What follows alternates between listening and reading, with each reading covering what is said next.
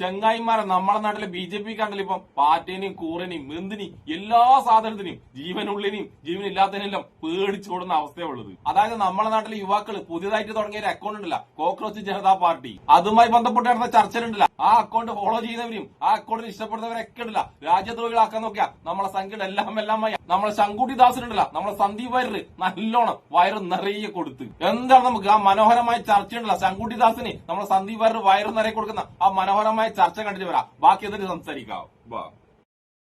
മുല്ലപ്പൂ വിപ്ലവം, അറബ് വസന്തം, ഹോങ്കോങ്ങിൽ കുടമുന്നേറ്റം, സ്ത്രീ സ്വാതന്ത്ര്യത്തിനായി ഇറാനിൽ നടന്ന പ്രക്ഷോഭം, നേപ്പാളിലും ബംഗ്ലാദേശിലും ഉണ്ടായ ജൻസി വിപ്ലവം, അങ്ങനെ എത്രയോ സാമൂഹ്യ വിപ്ലവങ്ങൾ ഈ കഴിഞ്ഞ പതിറ്റാണ്ടിൽ നമ്മൾ കണ്ടിട്ടുണ്ട്. സോഷ്യൽ മീഡിയയിൽ ഇപ്പോൾ നിറയുന്നത് മറ്റൊരു വിപ്ലവമാണ്, പാറ്റ വിപ്ലവം. ചീഫ് ജസ്റ്റിസ് സൂര്യകാന്തിന്റെ യുവാക്കൾക്കെതിരായ പരാമർശത്തിൽ പ്രതിഷേധിച്ചു തുടങ്ങിയ കോക്രോച്ച് ജനതാ പാർട്ടിയുടെ ഇൻസ്റ്റാ ഹാൻഡിലെ ഫോളോവേഴ്സിന്റെ എണ്ണം ഇന്ന് ഇപ്പോൾ 20.9 മില്യണാണ്. 2 കോടിയും കടന്ന് മുന്നോട്ട് കുതിക്കുന്നു. പൂട്ടി എക്സ് അക്കൗണ്ട് തിരിച്ചെത്തിയപ്പോൾ 17.3 മില്യൺ ഫോളോവേഴ്സ്. 5 അജണ്ട മുന്നോട്ട് വെച്ചിട്ടുണ്ടെങ്കിലും നീറ്റ് ചോദ്യപേപ്പർ ചോർച്ചയാണ് CJP കൈകാര്യം ചെയ്യുന്ന ആദ്യ വിഷയം. കേന്ദ്ര വിദ്യാഭ്യാസ മന്ത്രിയുടെ രാജിയാണ് ആദ്യത്തെ ആവശ്യം. ജോലിയും കൂലിയും ഇല്ലാതെ അലസന്മാരായി ഓൺലൈനിൽ കുത്തിയിരിക്കുന്നവരുടെ കൂട്ടായ്മ പക്ഷേ അത്ര നിർദോഷികളല്ലെന്നാണ് കേന്ദ്ര സർക്കാരിന്റെ വിലയിരുത്തൽ. ഓരോ മിനിറ്റിനും 100 കണക്കിന് ആളുകൾ വന്നു ചേരുന്ന CJPയുടെ എക്സ് അക്കൗണ്ട് പൂട്ടിയത് ദേശീയ സുരക്ഷ കണക്കിലെടുത്തെന്നാണ് സർക്കാരിന്റെ വിശദീകരണം. പേടിപ്പിച്ചോടിക്കാൻ നോക്കിയാൽ എന്തും അതിജീവിക്കാനാവുന്ന പാർട്ടികൾ ഇരട്ടി ആവേശത്തോടെ മടങ്ങിയെത്തുമെന്നാണ് CJPയുടെ മുന്നറിയിപ്പ്. സർക്കാരിനെതിരെയുള്ള നീക്കമെന്ന നിലയിൽ പ്രതിപക്ഷത്തുള്ള പ്രമുഖ രാഷ്ട്രീയ നേതാക്കൾ അടക്കം ഈ മൂവ്മെന്റിനെ പിന്തുണയ്ക്കുന്നുണ്ട്. അന്താരാഷ്ട്ര മാധ്യമങ്ങൾ അടക്കം ഈ പാറ്റ വിപ്ലവത്തെ ഏറെ കൗതുകത്തോടെ ഉറ്റുനോക്കുന്നു. സർക്കാരിനുണ്ടോ ഹെറ്റെറിഡ ഫോബിയ, അതായത് പേടിക്കണോ പാറ്റകൾ?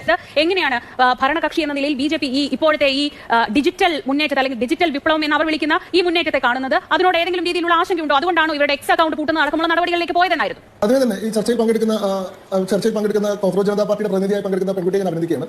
ഏതായാലും ഒരു രാഷ്ട്രീയ നിലപാട് പ്രഖ്യാപിക്കാൻ, ഒരു രാഷ്ട്രീയ പക്ഷം തങ്ങൾക്ക് ഉണ്ട് എന്ന് അറിയിക്കാൻ കേരളത്തിന്റെ യുവതയെ അല്ലെങ്കിൽ ഇന്ത്യയുടെ യുവതയെ പ്രതിനിധീകരിച്ചുകൊണ്ട് ചർച്ചയിൽ വരാൻ അവർ തയ്യാറായിട്ടുള്ളതിന് സർവാത്മ സ്വാഗതം ചെയ്യുകയാണ്. എന്നാൽ കുറെ കൂടി റിയൽ ആയിട്ടുള്ള പൊളിറ്റിക്കൽ മൂവ്മെന്റ് ആയിരുന്നെങ്കിൽ എന്ന് ഞാൻ ആഗ്രഹിച്ചു പോവുകയാണ്. ഈ കോക്രോച്ച് ജനതാ പാർട്ടി പോലെയുള്ള ഒരു സെറ്റാറിക്കൽ, ഒരു മീൻ ബേസ്ഡ് ഇന്റർനെറ്റ് പൊളിറ്റിക്കൽ മൂവ്മെന്റിലല്ലാതെ യഥാർത്ഥത്തിൽ ഈ രാജ്യത്തിന്റെ ഇൻസ്റ്റിറ്റ്യൂഷന്റെ ഭാഗമായിക്കൊണ്ട് തന്നെ ഒരു യുവജന സംഘടനയുടെ ഭാഗമായി പ്രവർത്തിക്കാനും എന്തെങ്കിലും തരത്തിൽ ഗ്രൗണ്ടിൽ മാറ്റങ്ങൾ വരുത്താൻ സാധിക്കുന്ന വണ്ണത്തിലുള്ള ഇടപെടലുകൾ നടത്താനും ഈ തലമുറ തയ്യാറായെങ്കിൽ അത് കുറെ കൂടി റിസൾട്ട് ഉണ്ടാക്കാൻ സാധിക്കുമായിരുന്നു എന്നുള്ളതാണ് എന്റെ വിശ്വാസം. അതിന്റെ വിമർശനമായി ഞാൻ ആദ്യമേ മുന്നോട്ട് വെക്കുകയാണ്. ഇവിടെ ഈ കോക്രോച്ച് ജനതാ പാർട്ടി എന്തുകൊണ്ട് വിമർശിക്കപ്പെടുന്നു എന്ന് ചോദിക്കുമ്പോൾ സ്വാഭാവികമായിട്ടും അവർ ഉന്നയിക്കുന്ന വിഷയങ്ങളും അവർ പറയുന്ന അതിനേക്കുള്ള അവരുടെ നടപടിക്രമങ്ങൾ തമ്മിൽ യാതൊരു ബന്ധവും കാണുന്നില്ല എന്നുള്ളതാണ്. ഇങ്ങനെ ഒരു മൂവ്മെന്റ് തുടങ്ങാനുള്ള കാരണമായി പറഞ്ഞത് ചീഫ് ജസ്റ്റിസ് ഓഫ് ഇന്ത്യ നടത്തിയിട്ടുള്ള യുവാക്കൾക്കെതിരെ നടത്തിയിട്ടുള്ള മോശം പരാമർശം എന്നാണ്. ആ പരാമർശം ചീഫ് ജസ്റ്റിസ് തന്നെ വിശദീകരിച്ചിട്ടുള്ളതാണ്. നിങ്ങൾ എല്ലാവരും ഇത് കേട്ടിട്ടുണ്ടാവും. അത് ഫേക്ക് ലോ ഡിഗ്രിയുമായി ബന്ധപ്പെട്ടുള്ള കേസിൽ തെറ്റായിട്ടുള്ള രേഖകൾ കൊടുത്തുകൊണ്ട്, തെറ്റായിട്ടുള്ള സർട്ടിഫിക്കറ്റുകൾ സമർപ്പിച്ചുകൊണ്ട് ലീഗൽ പ്രൊഫഷനിലേക്ക് ആളുകൾ കടന്നു കയറുന്നതിനെതിരെ നടത്തിയിട്ടുള്ള വിമർശനമാണ് ഇത്തരത്തിൽ വിദ്യാഭ്യാസം ഇല്ലാത്ത അല്ലെങ്കിൽ ജോലിക്ക് കൊള്ളരുതാത്ത ആളുകൾ അവർ ആക്ടിവിസ്റ്റുകളായിട്ട് മാറുന്നു, ഒരു RT ആക്ടിവിസ്റ്റുകളായിട്ട് മാറുന്നു, ഒരു കോക്രോച്ചസ് ആയി മാറുന്നു എന്നത് യഥാർത്ഥത്തിൽ അർഹതയില്ലാതെ വ്യാജ ഡിഗ്രികൾ നിർമ്മിച്ചുകൊണ്ട് തൊഴിലിടത്തിലേക്ക് കടന്നു കയറാൻ ശ്രമിച്ചവരെ പറ്റി പറഞ്ഞതാണ്, യുവാക്കളെ പറ്റി പറഞ്ഞതല്ല എന്ന് ചീഫ് ജസ്റ്റിസ് വിശദീകരിച്ചു. അങ്ങനെയാണെങ്കിൽ ആ മൂവ്മെന്റ് അവസാനിക്കേണ്ടതാണ്.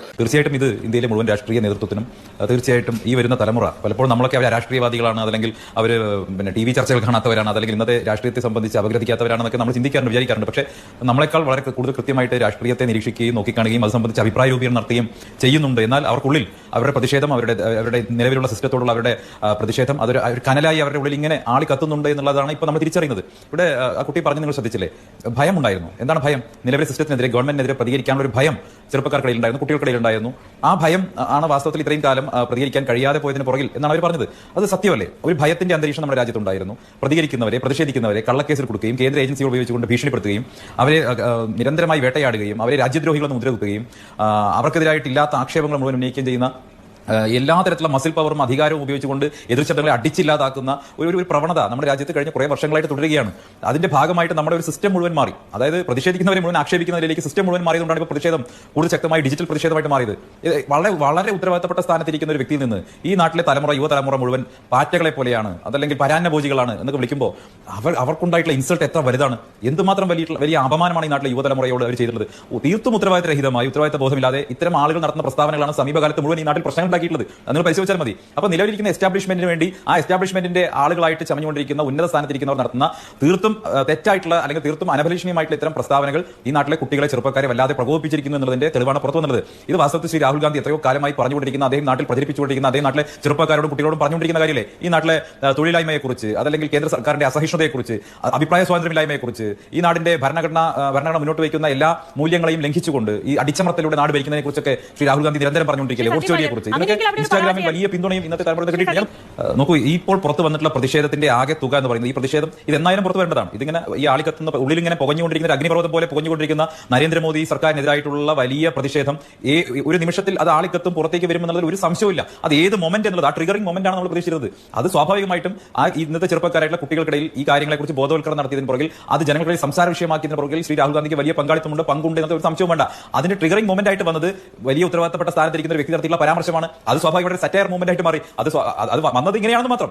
അത് ഒരിക്കലും പ്രതിപക്ഷത്തിന്റെ പരാജയമാണെന്ന് ഞാൻ കണക്കാക്കുന്നില്ല. കാരണം എനിക്ക് 100% ഉറപ്പുണ്ട് ഒരു വലിയ ആന്റി ഇൻകംബൻസി സർക്കാരിനെതിരായിട്ട് നോക്കുന്നുണ്ട്. ഇപ്പം ഇവർ ഉന്നയിച്ചിട്ടുള്ള എല്ലാ വിഷയങ്ങളും, ഉദാഹരണം അഗ്നിപഥിനെതിരായിട്ടുള്ള ഇവരുടെ വിമർശനം, നീറ്റ് എക്സാമുമായി ബന്ധപ്പെട്ട വിമർശനം, രാജ്യത്തിന്റെ പരമാധികാരവുമായി ബന്ധപ്പെട്ട വിമർശനം, ഇതെല്ലാം രാഹുൽ ഗാന്ധി കഴിഞ്ഞ കാലം നടത്തിയപ്പോൾ രാഹുൽ ഗാന്ധിക്കെതിരെ വലിയ തോതിൽ സോഷ്യൽ മീഡിയ ഉപയോഗിച്ചുകൊണ്ടും അല്ലെങ്കിൽ പെയ്ഡ് മീഡിയ, ഗോദി മീഡിയ, ഇവർ തന്നെ ഉപയോഗിക്കുന്ന പദം, കോക്രോച്ച് ജനതാ പാർട്ടിയുടെ ആളുകൾ തന്നെ ഉപയോഗിക്കുന്ന പദമാണ് ഗോദി മീഡിയ. അത് ദേശീയ തലത്തിലേക്ക് ഉപയോഗിക്കുന്നത്, അതായത് മോദി പർച്ചേസ് ചെയ്ത മീഡിയ, ആ മീഡിയ ഉപയോഗിച്ചുകൊണ്ട് നടത്തുന്ന വല്ലാത്ത തോതിലുള്ള രാഹുൽ ഗാന്ധിക്കെതിരെയും കോൺഗ്രസിനെതിരെയും ഒക്കെയുള്ള പ്രതിപക്ഷത്തിനെതിരെയുള്ള ആക്രമണങ്ങൾ നമ്മൾ കണ്ടു. അപ്പോൾ ഇവർ നറേറ്റീവ് വിലക്കെടുക്കുക, അല്ലെങ്കിൽ നറേറ്റീവ് സൃഷ്ടിച്ചെടുക്കുക, എന്നിട്ട് അതിന് മുകളിൽ അഭിപ്രായം, അതാണ് യാഥാർത്ഥ്യം, ജനങ്ങളെ തെറ്റിദ്ധരിപ്പിച്ചുകൊണ്ട് മുന്നോട്ട് പോകുകയായിരുന്നു. അപ്പോൾ ഇതെല്ലാ ഏകാധിപതികൾക്കും അനിവാര്യമായിട്ടൊരു പതനമുണ്ട്. ആ പതനമാണ് ആസന്നമായിരിക്കുന്നത്. നിങ്ങൾ സംസ്ഥാന തെരഞ്ഞെടുപ്പ് ഫലങ്ങളെ ഒന്നും വെച്ച് ഇപ്പോഴത്തെ കേന്ദ്ര സർക്കാരിന്റെ മുന്നോട്ട് പോകുന്ന വിലയിരുത്തേണ്ട. കഴിഞ്ഞ 2024 ലോക്സഭാ തെരഞ്ഞെടുപ്പ് കഴിഞ്ഞപ്പോൾ തന്നെ ഗ്രാഫ് പിന്നിലോട്ടാണെന്ന് നരേന്ദ്രമോദിക്ക് പോലും മനസ്സിലായിട്ടുണ്ട്. അതാണല്ലോ വാരണാസിയിൽ പിന്നിട്ടുന്നത്. വാരണാസിയിൽ പിന്നിട്ട് നിന്നു, 240 സീറ്റിലേക്ക് ചുരുങ്ങി, ഭൂരിപക്ഷമില്ലാത്ത അവസ്ഥയായി. ഇനിയോ 40-50 സീറ്റ് കൂടി താഴെ പോയാൽ ഭരണം നഷ്ടപ്പെടുന്ന സാഹചര്യമായി. അപ്പോൾ വല്ലാത്ത തോതിലൊരു ജനവിരുദ്ധ സർക്കാരായിട്ട് മാറിയിട്ടുണ്ട്. അതിൽ ഏറ്റവും പ്രകടമായിട്ട് ഉദാഹരണം പുറത്തു വന്നല്ലോ. ഇപ്പോൾ പ്രധാനമന്ത്രി നാട്ടിൽ എല്ലാവരും ഉപദേശിക്കുകയാണ്, എന്താണ് ജീവിത ചെലവ് ചുരുക്കാൻ, സ്വർണ്ണം വാങ്ങാതിരിക്കാൻ, വിദേശയാത്രകൾ ചുരുക്കാൻ. അദ്ദേഹം ചെയ്യുന്നുണ്ട്, അദ്ദേഹം ഏതെങ്കിലും മാതൃക കാണിക്കുന്നുണ്ടോ? അദ്ദേഹം ഇറ്റലിയിൽ പോയിട്ട് ഇറ്റാലിയൻ പ്രധാനമന്ത്രിക്ക് ചോക്ലേറ്റ് കൊടുക്കുന്നതും ഒരു നിലവാരമില്ലാത്ത രീതിയിൽ നമ്മുടെ രാജ്യത്തെ പ്രധാനമന്ത്രി മുന്നോട്ട് ഇത് കേട്ടുകൊണ്ടിരിക്കുന്ന ബിജെപിയുടെ മോദി ഭക്തരായിട്ടുള്ള ആളുകൾക്ക് വല്ലാത്ത മനപ്രയാസം തോന്നുന്നുണ്ടാവും. പക്ഷേ യാഥാർത്ഥ്യം അതാണ്. ഇന്നത്തെ തലമുറയ്ക്ക് ഇപ്പോൾ ബിജെപിയുടെ അല്ലെങ്കിൽ മോദി ഭക്തരായിട്ടുള്ള ആളുകളുടെ പ്രായം നിങ്ങൾ പരിശോധിക്കണം. അത് ഒരു ഫേസ്ബുക്ക് ഒക്കെ ഉപയോഗിക്കുന്ന, പ്രത്യേകിച്ച് ഫേസ്ബുക്കിലുള്ള ഒരു 40 വയസ്സിന് മുകളിൽ, അതായത് 2014 കാലഘട്ടത്തിൽ ഒരു 18 മുതൽ 21, 22 വയസ്സ് വരെ ഒക്കെ പ്രായം ഉണ്ടായിരുന്ന, 30 വയസ്സ് വരെ പ്രായം ഉണ്ടായിരുന്ന ആളുകളാണ് ഈ മോദി ഭക്തരായിട്ട് ആ കാലത്തുണ്ടായിരുന്നത്. ഇപ്പോൾ അവരൊക്കെ പ്രായം ഏതാണ്ട് 40 വയസ്സിലേക്ക് എത്തി. പക്ഷേ 2014 ചെറിയ കുട്ടികളായിരുന്നപ്പോൾ ഇവിടെ ഇരിക്കുന്ന കോക്രോച്ച് ജനതാ പാർട്ടി ഡെലീഷയെ പോലെയുള്ള കുട്ടികൾ, അതായത് അടുത്ത തലമുറയും അതിന്റെ അടുത്ത തലമുറയുമുള്ള കുട്ടികൾ, അവർ വാസ്തവത്തിൽ ഇപ്പോഴത്തെ കേന്ദ്ര സർക്കാർ പരിപൂർണ്ണമായിട്ടും എതിരാണ്. ഈ മോദി ഭക്തരായിട്ട് ഫേസ്ബുക്കിലുള്ള ആളുകൾ ചിലപ്പോൾ എന്റെ വാക്കുകൾ കേട്ട് ഉറഞ്ഞു തോന്നുന്നുണ്ടാവും. അങ്ങനെയല്ല, ഇങ്ങനെ നോക്കും, ഒരു 4 ദിവസം കൊണ്ടാണ് ബിജെപിക്കുള്ള ഫോളോവേഴ്സിനെ ഇവർ മറികടന്നത്. അതിന്റെ അർത്ഥം എന്താ? ഇപ്പോൾ പറയാൻ പോകുന്നത് ഇത് ദേശവിരുദ്ധമാണ്. ഞാൻ ചോദിക്കട്ടെ, ഈ കോക്രോച്ച് ജനതാ പാർട്ടിയെ ഫോളോ ചെയ്ത 2 കോടിയിലധികം ചെറുപ്പക്കാർ അവർ ദേശവിരുദ്ധരാണോ? ഇനി ഇതിന്റെ സ്ഥാപനം ദേശവിരുദ്ധനാണ് പുതിയൊരു വാദം ഞാൻ കണ്ടു ഇവർ ഉന്നയിക്കുന്നത്. അങ്ങനെയാണെങ്കിൽ എന്താ ഇത്രയും കാലം അദ്ദേഹത്തെ പിടിച്ച് അറസ്റ്റ് ചെയ്തിട്ടില്ല, എന്താ നിയമ നടപടി സ്വീകരിച്ചിട്ടില്ല? അപ്പൊ ഇതെല്ലാം ബിജെപിക്കെതിരായി നരേന്ദ്രമോദി സർക്കാരിനെതിരെ ആരൊക്കെ രംഗത്ത് വരുന്നു അവരെ മുഴുവൻ ദേശദ്രോഹികൾ മുദ്രകുത്തുക, രാജ്യദ്രോഹികൾ മുദ്രകുത്തുക, അവരെ ആക്ഷേപിക്കുക. ഇപ്പൊ അതൊന്നും ചെയ്യാൻ പറ്റാത്ത അവസ്ഥയിലേക്ക് പോയിരിക്കുകയാണ്. കാരണം ഇതൊരു ഡിജിറ്റൽ വിപ്ലവമായി മാറിക്കഴിഞ്ഞു. ഒരു ഡിജിറ്റൽ വിപ്ലവമായി മാറിക്കഴിഞ്ഞു. എല്ലാ വിപ്ലവങ്ങളും എങ്ങനെയാണ് തുടങ്ങുന്നത്? ഇതിന്റെ പര്യവസാനം എന്ന് പറയുന്നത് ഈ ഏകാധിപതിയുടെ തീർച്ചയായിട്ടുമുള്ള അനിവാര്യമായിട്ടുള്ള പതനമാണ്. അത് ഈ രാജ്യത്ത് സംഭവിക്കുക തന്നെ ചെയ്യും. ഒരു സംശയവും വേണ്ട. ഇന്ത്യ എന്ന് പറയുന്ന മഹത്തായ ജനാധിപത്യ രാജ്യം, ഈ ജനാധിപത്യ രാജ്യത്ത് തീർച്ചയായിട്ടും ഈ ഏകാധിപതിയുടെ പതനം അത് ആസന്നമാണ്. അത് അല്ലെങ്കിൽ ഈ കോക്രോച്ച് ജനതാ പാർട്ടി എന്ന് വിളിക്കുന്ന സറ്ററിക്കലായി തുടങ്ങിയിട്ടുള്ള ഇൻസ്റ്റാഗ്രാം പേജിലൂടെ ഈ രാജ്യത്തെ യുവത്വം, പുതിയ തലമുറ പ്രകടിപ്പിക്കുന്ന വികാരമുണ്ടല്ലോ, അത് ഈ നാടിനെ അടക്കി ഭരിച്ചുകൊണ്ടിരിക്കുന്ന രാഷ്ട്രീയ ഫാസിസത്തിനെതിരെ, ഏകാധിപത്യത്തിനെതിരെ, നരേന്ദ്രമോദിക്കെതിരെ, RSSനെതിരെ ഉയരുന്ന വികാരമാണെന്ന് മനസ്സിലാക്കാൻ ചോറ് തിന്നുന്ന ബുദ്ധിമതി. അതുകൊണ്ടാണ് ബിജെപി വെറുപിടിച്ചത്. അതുകൊണ്ടാണ് അവർക്ക് വെറുപിടിക്കുന്നത്. അതുകൊണ്ടാണ് രാജ്യദ്രോഹികളെന്ന് മുദ്രകുത്താൻ വേണ്ടി ശ്രമിക്കുന്നത്. ഒരു തർക്കം കാര്യത്തിൽ വേണ്ട.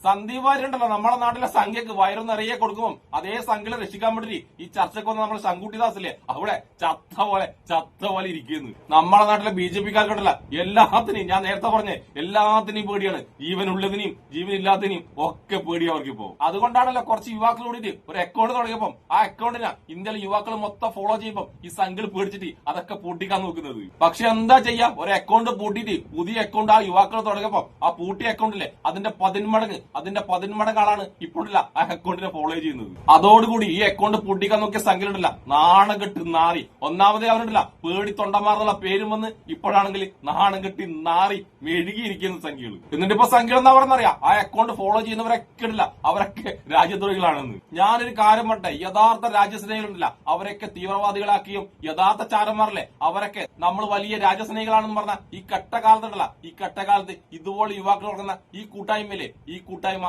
സംഖ്യയുടെ മൊത്തം കള്ളത്തോണ്ടല്ല, മൊത്തം തട്ടിപ്പ് അത് പൊളിച്ചെടുക്കുമെന്ന് നമുക്ക് പ്രത്യാശിക്കാം. അപ്പൊ ഒരിക്കൽ കൂടി യുവാക്കൾ തുടങ്ങിയ കോക്രോച്ച് ജനതാ പാർട്ടിക്കും ഇഷ്ടപ്പെടുന്ന എല്ലാവർക്കും എന്റെ ഒരു നല്ല സുലാൻ.